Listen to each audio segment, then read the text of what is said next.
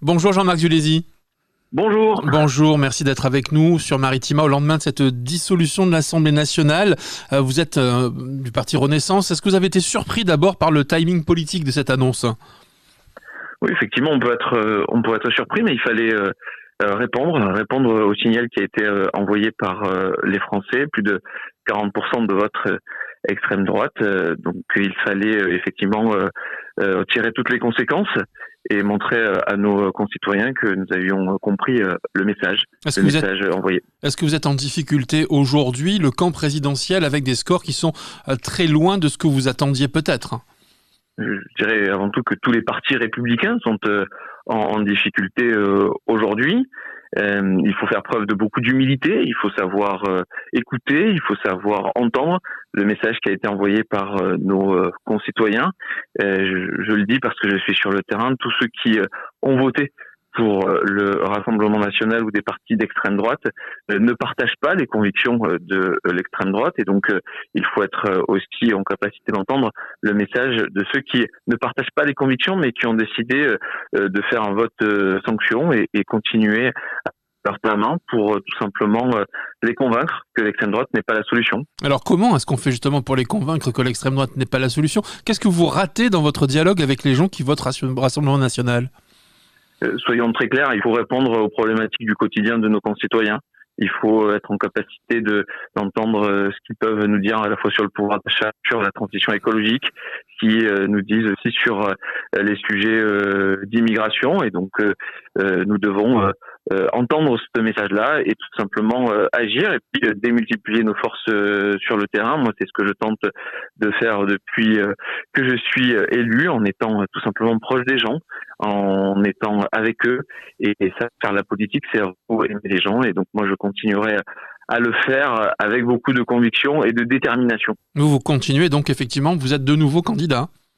Moi, je suis candidat à ma réélection le 30 juin prochain, encore une fois avec une détermination, avec un dynamisme comme je l'ai toujours eu, parce que j'ai un bilan qui est propre à mon action. J'ai une méthode de terrain, une méthode pour écouter, pour entendre, et donc ça, je veux le mettre avant tout en avant, parce que je pense avoir eu des résultats jusque-là, à la fois pour l'hôpital du Pays Salonnais, pour la réhabilitation de l'étang de Berne, sur les transports. Il y a eu beaucoup d'avancées, donc je pense avoir un bilan intéressant, un bilan à proposer à nos concitoyens. Mais encore une fois, moi je vous le dis, je viens avec aussi beaucoup d'humilité, parce que forcément on a des scores qui appellent à beaucoup d'humilité et d'engagement, tout simplement. Vous croyez que cette recomposition politique est possible, ou alors ça va être un triomphe du Rassemblement national ?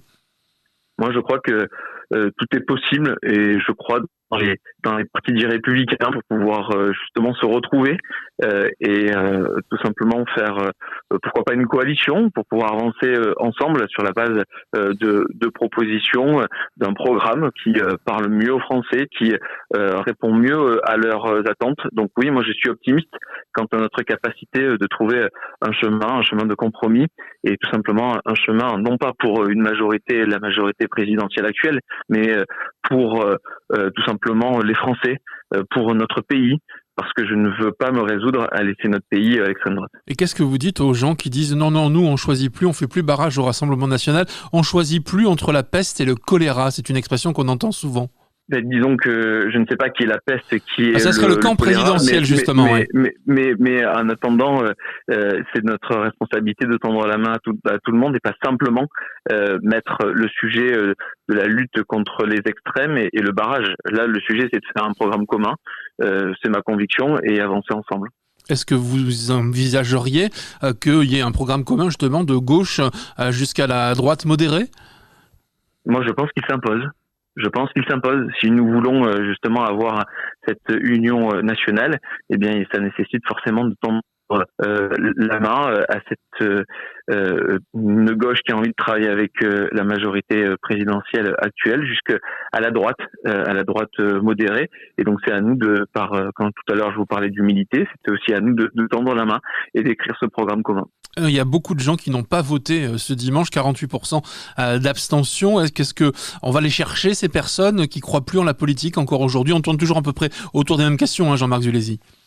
Oui, bien sûr, mais ça en dit aussi long sur est-ce que les gens ont confiance dans nos institutions? Est-ce que les gens ont confiance dans le fait de mettre un bulletin dans une urne? Donc oui, moi je pense que nous sommes en capacité, en leur tendant la main, en allant les rencontrer, en discutant avec eux encore et encore sur la base de cette union nationale. Ben oui, moi je pense que nous pouvons bien convaincre ces concitoyens de voter pour nous le 30 juin prochain. Merci Jean-Marc Zulesi d'avoir été en notre compagnie sur Maritima. Je rappelle que vous êtes le député de la 8e circonscription des Bouches-du-Rhône et bonne journée à vous. Merci.